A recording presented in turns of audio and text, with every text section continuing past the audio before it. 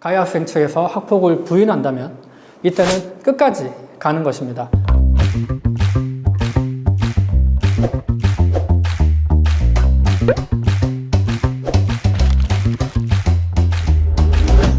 안녕하세요. 학폭 전문 신정우 변호사입니다. 내 자녀가 학폭 피해자라는 연락을 받았다면 어떻게 대응을 해야 할까요? 자녀가 학폭 피해를 당했다는 연락을 받게 된다면 부모님께서는 매우 화가 나면서도 당황스러울 수 있습니다. 평소에 학폭에 대한 경험이 없고 법률적 지식이 없다면 어떻게 대응을 해야 할지 알기가 어렵죠. 그래서 오늘은 학폭 전문 변호사로서요, 자녀가 학폭 피해를 입었다는 전화를 받았을 때 어떻게 대응해야 하는지 그 방법을 5가지로 나누어서 알려드리도록 하겠습니다. 자녀가 학폭 피해를 당한 분들이라면 오늘 영상 끝까지 시청하시기 바랍니다. 첫째, 자녀가 학폭 피해를 입었다고 말한다면 자녀와 대화를 나누어 본 이후에 자녀가 당한 피해가 학폭이 맞는지 한번 잘 판단해 보셔야 합니다. 폭행이나요, 금품 갈취, 성추행 등이 학폭에 해당한다는 점은 의문의 여지가 없습니다. 또한 온라인 저격글이나 사이버 모욕이나 명예훼손, 사이버 따돌림 등 온라인에서 발생하는 폭력적인 행위 역시 학폭에 당연히 해당합니다. 다만 친구들 사이에 서로 사이가 나빠져서 예를 들어서 A라는 친구가 B라는 친구에게 앞으로 너하고 놀지 않겠다 라고 말하는 정도로는 따돌림이라고 보기 어려워서요, 학폭에 해당하지는 않을 것입니다. 또한 단순히 누군가 우리 아이를 학폭으로 신고했다 라고 해서 그 신고 자체가 학폭이 된다고 보기도 어렵습니다. 이처럼 자녀가 학폭 피해를 당했다고 말한다면요, 우선 부모님께서는 자녀와 대화를 나누시고 자녀가 당한 피해가 학교폭력 예방법상 인정되는 학폭이 맞는지 한번 판단을 해보시기 바랍니다.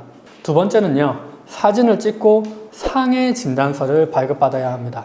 자녀가 학폭으로 폭행을 당했다면요, 우선 상처 부위를 즉시 촬영하시기 바랍니다. 그리고 가까운 병원으로 가서요, 일반 진단서 말고 상해 진단서를 발급을 받으세요.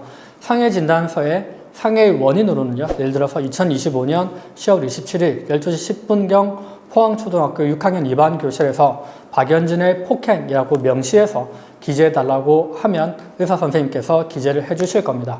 사건을 크게 키우고 싶지 않거나 가해 학생을 학폭으로 신고하지 않을 생각이라도 상해 진단서 발급은 필요합니다. 가해 학생이 처음에는 죄송하다고 사과를 하더라도요, 갑자기 말을 바꿔서 잘못이 없다라고 주장을 할 수도 있습니다. 또는 가해 학생이 나쁜 행동을 반복해서 다음에 또다시 우리 아이를 폭행할 수도 있는 것이죠. 이때 미리 발급받아둔 상해 진단서와 미리 촬영해둔 상해 사진은 가해 학생의 학폭을 입증할 아주 강력한 증거가 되는 것입니다. 따라서 자녀가 학교에서 폭행을 당했다면 즉시 상처 부위를 촬영하고 상해 진단서를 발급받아 두시기 바랍니다. 세 번째는요, 휴대폰과 SNS 대화 내용을 전부 캡처해 두셔야 합니다. 요즘 학폭의 대세는 온라인 학폭입니다. 온라인에서 저격글을 올리거나 욕설, 비방 댓글, 동영상 유포 등 사이버 세상에서의 학폭은 다양한 형태로 발생하고 있습니다. 그래서 자녀가 학폭 피해를 입었고 그것이 온라인에서 발생을 했다면요, 관련 증거가 될 만한 내용을 전부 다 캡처해 두는 것이 반드시 필요합니다. 온라인에서 학폭 피해를 당한 자녀가 정신적 충격을 받아서 대화방을 나가버리거나 욕설이 담긴 메시지를 삭제해버리는 경우가 많습니다. 이때는 포렌식 업체를 찾아가서 삭제된 메시지를 복구를 해야 되는데 이게 쉬운 일이 아닙니다. 대화 내용이 전부 복구되지 않을 가능성도 매우 크죠. 따라서 학폭 장소가 온라인이라면 자녀가 메시지를 삭제하거나 대화방에서 나가버리기 전에 자녀의 휴대폰에 있는 문자 메시지, SNS 메시지, 인스타 DM 등을 전부 캡처해서 증거를 확보해야 할 것입니다. 네 번째로는요, 가해 학생 측에서 사과를 한다면 구체적인 사실을 기재한 사과 편지를 받으시면 좋습니다. 가해 학생 측에서 잘못을 인정하고 사과를 한다면요, 일을 크게 만들지 않고 넘어갈 수도 있겠죠. 이때 가장 염려되는 부분이 가해 학생이 나중에 말을 바꾸지는 않을까 하는 것입니다.